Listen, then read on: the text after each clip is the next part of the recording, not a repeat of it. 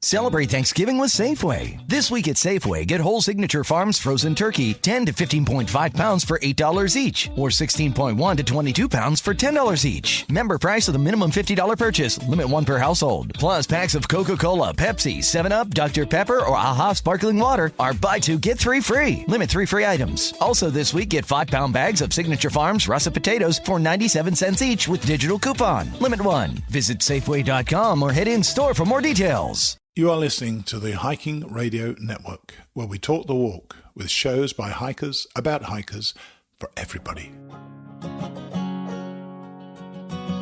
I'm wondering if you'd go wandering with me through the wilderness and woods to where the winds are blowing free, through the darkness of the night, heading toward the morning. Welcome to the Jester Section Hiker Podcast with the spotlight on section hikers.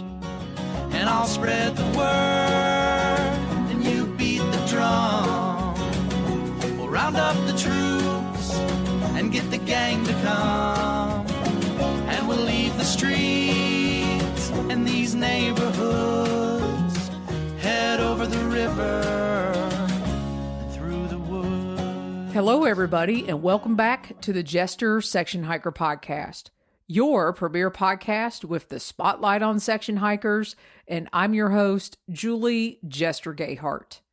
This week, we put our section hiking focus over to the Colorado Trail and the Continental Divide Trail and have a chat with Larry Haines, or also known as Lone Wolf. I think Larry said it best in his bio that will be attached to this week's episode, which you can find in the show notes, but I'll go ahead and read that for you now. In 2021, Larry, trail name Lone Wolf, hiked the 485-mile Colorado Trail over a bunch of weekend section hikes, then a 300-mile stretch over 3 weeks. The Continental Divide Trail and Colorado Trail share about 315 miles, and Larry is hiking the rest of the CDT in Colorado over the next 3 summers.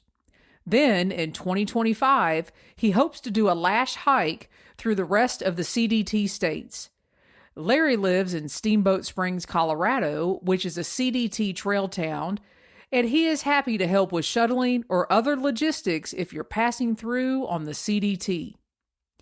Thanks for coming back for another episode of the podcast. And now let's bring on Larry to hear all things Colorado Trail, the CDT, and why he loves those Dokee brothers so much. All right, you guys, welcome back to the podcast. And I guess I could say live from Steamboat Springs, Colorado. By the time you guys hear this, he'll still be in Steamboat Springs, Colorado. Please welcome to the podcast, Mr. Larry Haines, or also known as Lone Wolf. Hey, Larry, welcome to the show. Hi, Jester. I'm really excited to talk to you today.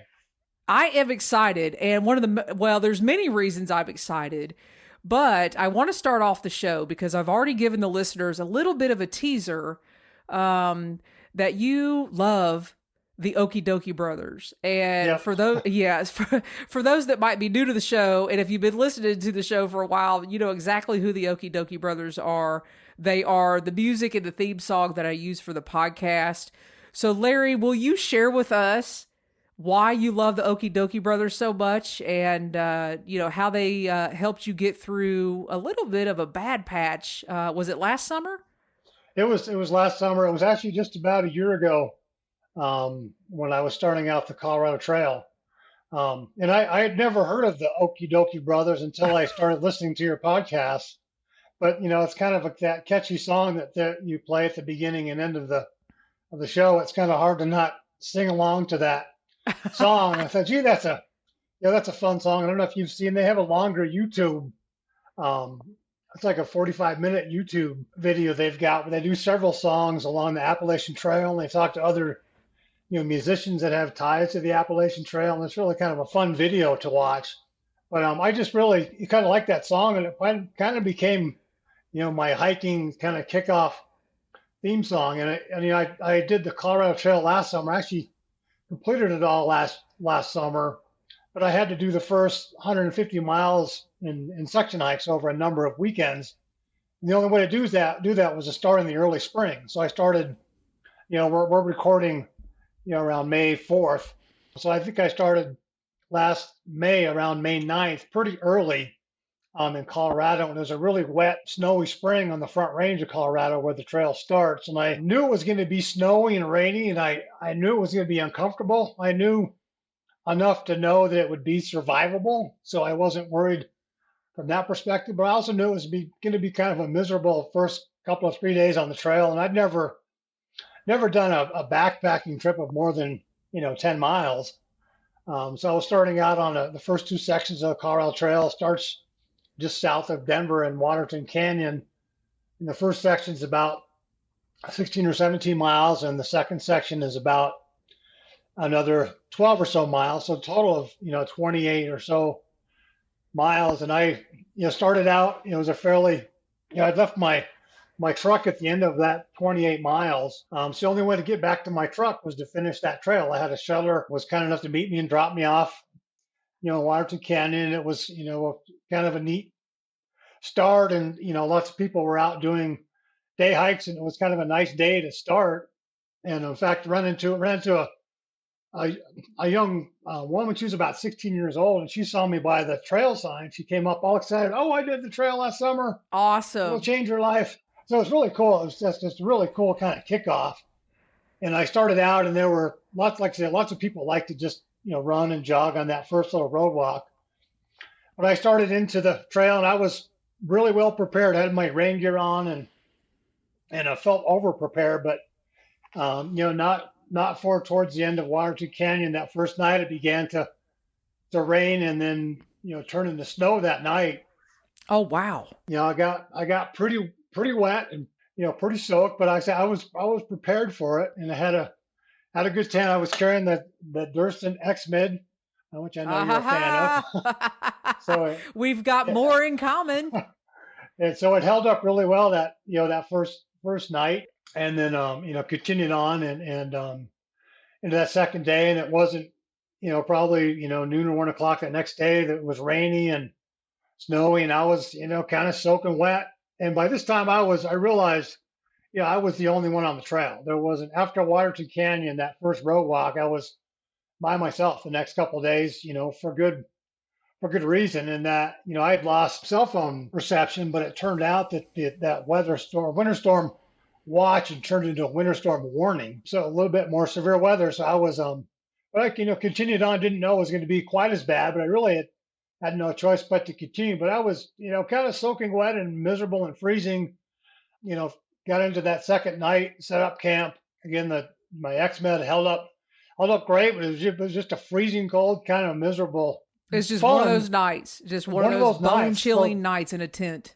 Yeah, bones. And the worst part, of course, is in the morning when you get up and you're trying to pack up camp, and you're trying to pull stakes out, and you can't do that with gloves, and your hands are freezing, and you got to put all those wet clothes back on again. Yeah, and your feet are kind of soaking wet, and they warm up once you start hiking.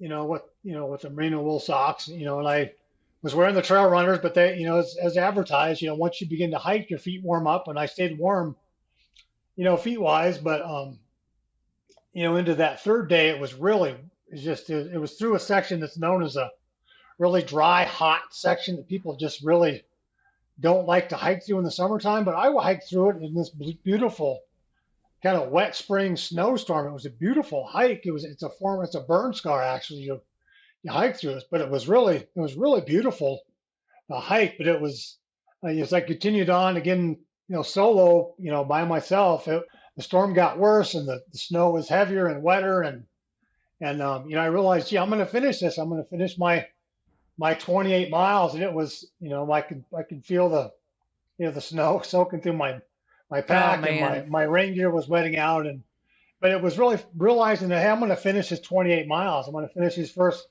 couple sections. This might mean I can actually finish this Colorado Trail this year. So it was kind of, reaffirming that, hey, I can do this. I felt that feeling, and knowing I was all alone on the trail, and no one else was around. I put on the Okee Brothers song that. Through the woods.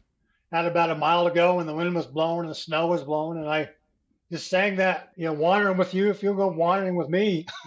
I saying, love it. I'm a really shy, kind of not outgoing person at all, but I just sang that song out loud, along with the Okee Dokee brothers as I finished that. And when I hear that song now, it just still gives me a chill back to that day.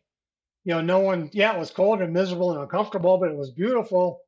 And it's just that knowing that, gee, I can do this. I had a lot of doubts going into that first section, whether I could, complete the first 28 miles or even the rest of the Colorado Trail. But after that day, it's like, yeah, I can do this. I can do this. And every time I hear that song, I remember that feeling. So it's a pretty special song to me now. Well, listen, everybody in the audience now, when they hear the song Through the Woods or they listen to the podcast, they're going to think of your story. That's great. That's great. I love that. I think it's great. And you mentioned a couple times, you were alone on the trail and, you were alone. You realized you were by yourself. All the day hikers and the runners, had gone back to their cars or wherever they came from. And your trail name is Lone Wolf. So talk us through how you got your trail name.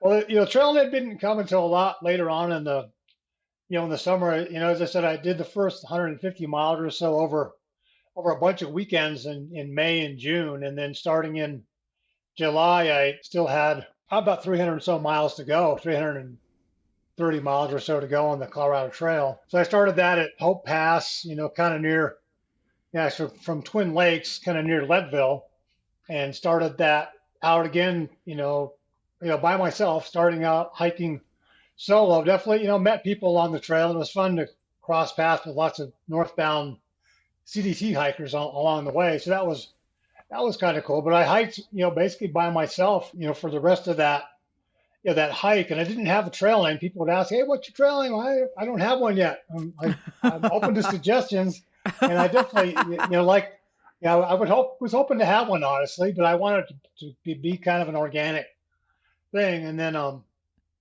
as I spent a couple of days, did like a 00 in Lake City, had about maybe 125 miles to go, and kind of got psyched out. It was really a big monsoon season last summer, and was a little concerned about, gee, can I do this? Can I get up there I'm going to be above 12,000 feet for like 35 miles, and I was got a little psyched out, but I got myself back on trail, and after that 00 and continued on, and that second day through that section, you reach the high point of the Colorado Trail.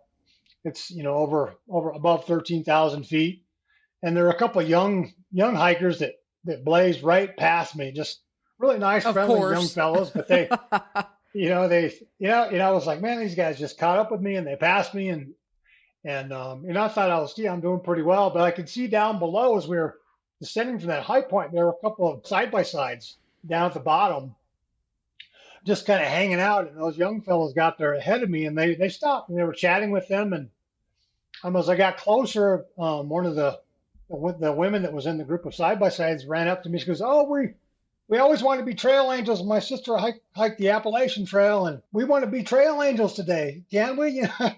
So they were just kind of a spur of the moment. It's like, we want to be trail angels. And she was so excited. Her name was Joe. And she's like, well, the other fellows, one fellow was Peaches, the other one was Neanderthal. Kind of cool name. She's like, "What's your trail name?" I don't have one yet.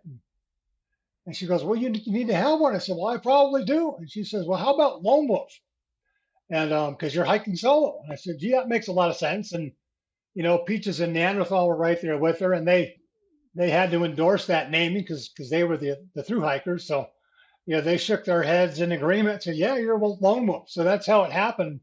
And there you were blessed, Lone Wolf, right there on the trail. Right there on the trail. And so that, Trail Angel Joe, with her kind of spur of the moment, trail magic, and she gave us ham and cheese and bacon sandwiches, and probably the best Mountain Dew I ever had. And so it all just kind of happened, surprisingly, started with that Trail Angel, and officially christened that, I guess, by Neanderthal and Peaches. So it was kind of a fun day. And as I hiked down the rest of that trail, it was fun to finally introduce myself as Lone Wolf, to have a trail name.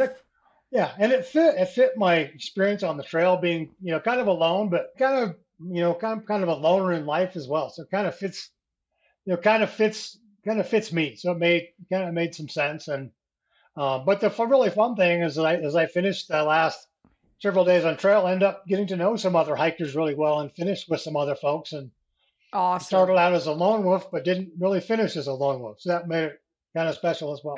Made it even better. And you know what? If you didn't have your trail name, I was going to name you Okee Doke. That would work. That would work as well. So listen, tell us what you got going on this summer so we could get excited. I know you're going to be finishing up the CDT in Colorado. Am I correct on that? Let us know what's going on. So I've got quite a bit to go on the CDT in Colorado. I'm trying to work on just the Colorado portion at this point. The Colorado Trail is 485 miles, and I did that last summer. And 315 miles of the CDT is co-located with the Colorado Trail. So I'm thinking, I live in Steamboat. It's a CDT trail town. I've discovered I really, really, really like doing this long distance hiking. It just makes sense to try to do the CDT, and I've got 315 miles done. So I'm gonna try to at least do Colorado, and then over the next couple of years, and if I can finish Colorado, then perhaps do the rest of the CDT in one kind of what they call it, a lash hike, in maybe a couple, 3 years when I hope to retire in 2025. So last fall, I did another 15-mile section from kind of near where I live up, Raptors Pass up to Buffalo Pass. So I'm at about 330 miles into the CDT in Colorado. And then this summer, I've got a couple hikes planned. One's probably about, I guess it's 95 miles from Raptors Pass, and then ends over by Grand Lake, going on the other side of Rocky Mountain National Park. So that's going to be about a 5 or 6 day, probably a 6-day trip that I'm planning to do this summer. And then another shorter one, I'll probably do that solo. My son might go, but I may end up doing that solo. And then I've got another one with a couple of friends planning to go north from Steamboat, from Buffalo Pass up into Diamond Park near the Wyoming border. That's about 35 miles. So, hoping to hike out or knock out about 130 more miles of the CDT in Colorado this summer. So that would put me at, about, 450 or 60 miles in on the CDT in Colorado. And then next summer, maybe do, another 100 miles or so from, Grand Lake down to Georgia Pass, where it connects with the Colorado Trail, where I hiked last year. And then in a couple of summers, there's a section in southern Colorado, the southern San Juans, down through New Mexico, that's about 130 miles. So I've got, a couple, 3 summers left of the CDT in Colorado to work on. And I kind of like this section hiking idea, now, because it's kind of like it's not just a one long hike and I'm finished. It's kind of like I'm hiking it now. I'm training, preparing for it. Yeah. I started last summer. It's in progress. It's That's not right. like it's not like it just ends and it's over. It's a 3-4 year project. So I've got, something I'm kind of continually working on, on that trail. So I'm looking forward to that. We'll see how it goes. And, as we all know, health and, other things are kind of unpredictable. So I'm just going to carry it as far as I can, as long as my, my good health that I've had so far allows me to. Excellent. So you're going to be out this summer. I think you said, I don't know if you said this to me earlier before we started recording. You're going out in July, right? Yes. Okay. Yeah. And tell people where they can follow you on social media, because part of the reason I'm doing these Jester's class of 2022 section hikers is so other section hikers, we can start follow each other and encouraging each other. So tell us where we can find you. Great. Okay. Well, probably the main place I started a blog. I didn't do it as a hike last summer, but as I kind of missed the trail this winter, I went back and wrote a trail journal blog for the Colorado Trail, and that's at lonewolfhiking.com.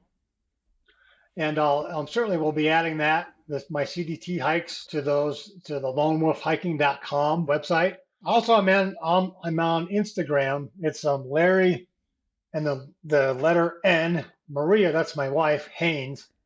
That's Instagram, Larry and Maria Haines. But probably the best place to follow me would probably be on that blog page, lonewolfhiking.com.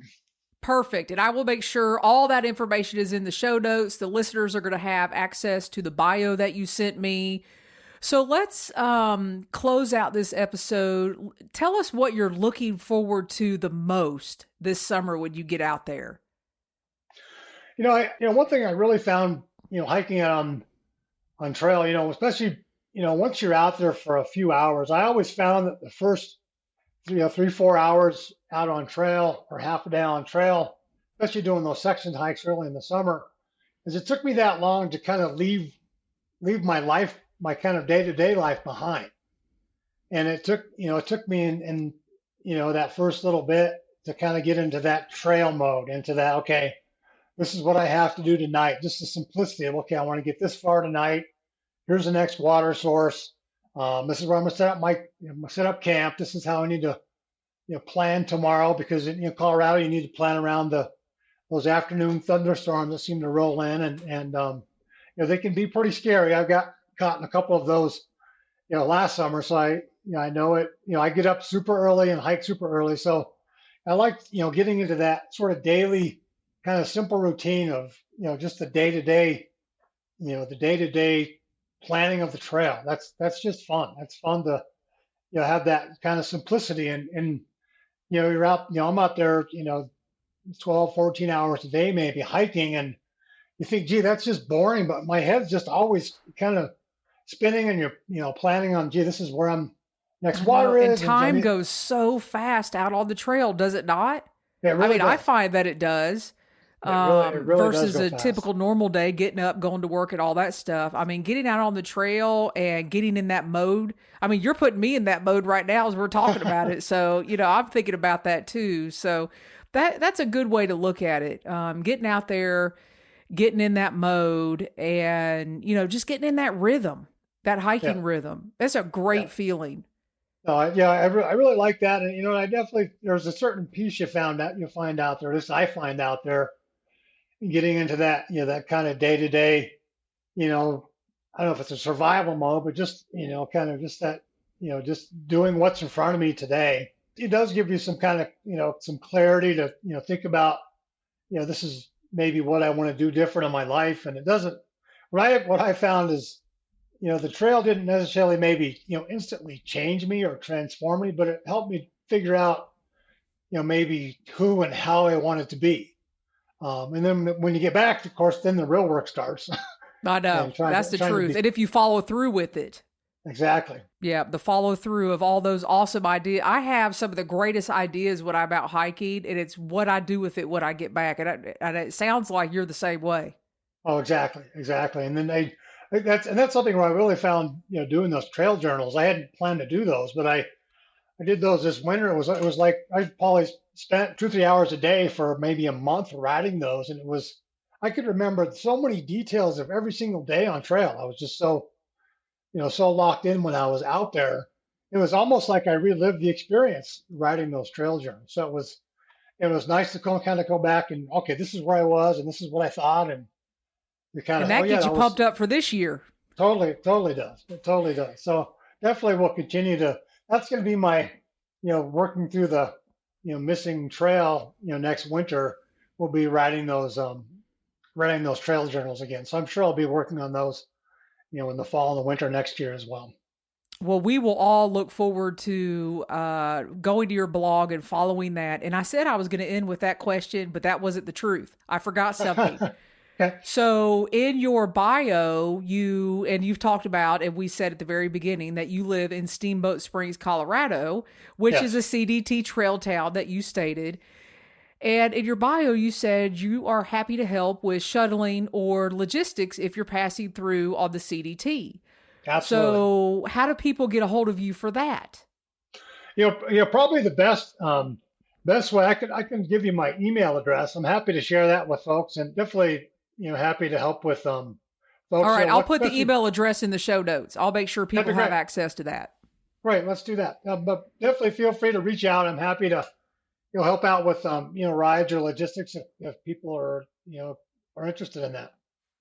All right. Very good. Well, listen, everybody, go over, follow Larry on Instagram, or go to his website or blog, lonewolfhiking.com.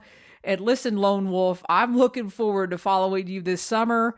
And sometime this fall, we're going to have to catch back up and see what happened. That sounds great. I'd love to chat again. It's great talking with you, Jester. I've definitely listened to the show for a long time, and I really appreciate what you do.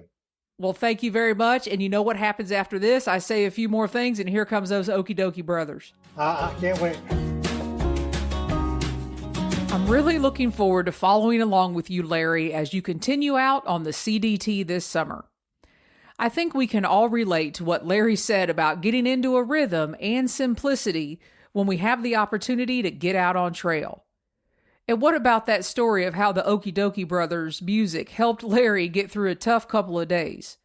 Again, I think we can all relate to singing our favorite songs down the trail. Next Saturday, we come back to the East Coast to chat with one of my fellow Mountains to Sea Trail section hikers.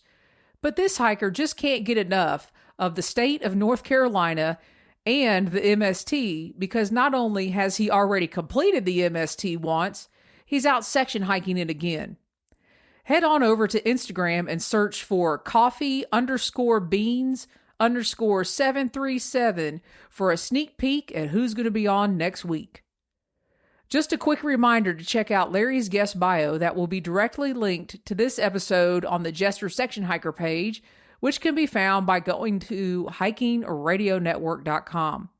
You can also help support in the production of this podcast and all of our shows produced by the Hiking Radio Network by leaving us a donation while you're over there as well. You will see that donate button as you are looking at today's show notes, Larry's picture, and guest bio. As we enter the heart of the summer months, there's nothing like a good old jamboree, and there's no better way than for the Okee Dokee brothers to sing us into July. So here's a new one for you, Larry. I hope you enjoy. Thanks for listening. Be safe out there, and happy section hiking. There's a country store in a country town. Every Friday night, the people dance around. It don't look like much, and it ain't no chore. But while they're dancing, they polish that floor. They play this song right on key. They play this song, it's called Jamboree. Jamboree.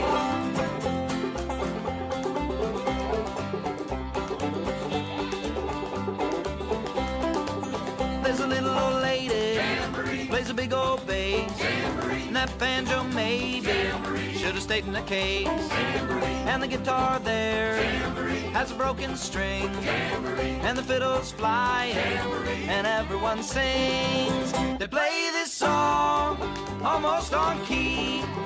They play this song, it's called Jamboree. Jamboree.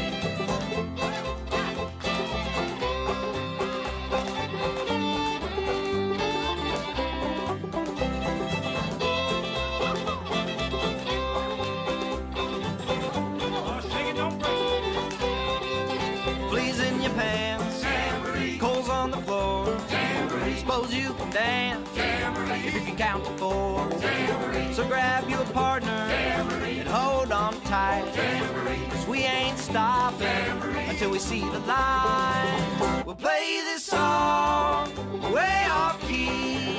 We'll play this song, it's called Jamboree. Jamboree.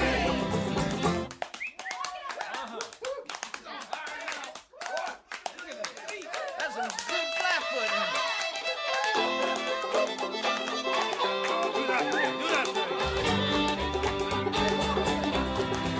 Now play this song way off key. Play this song.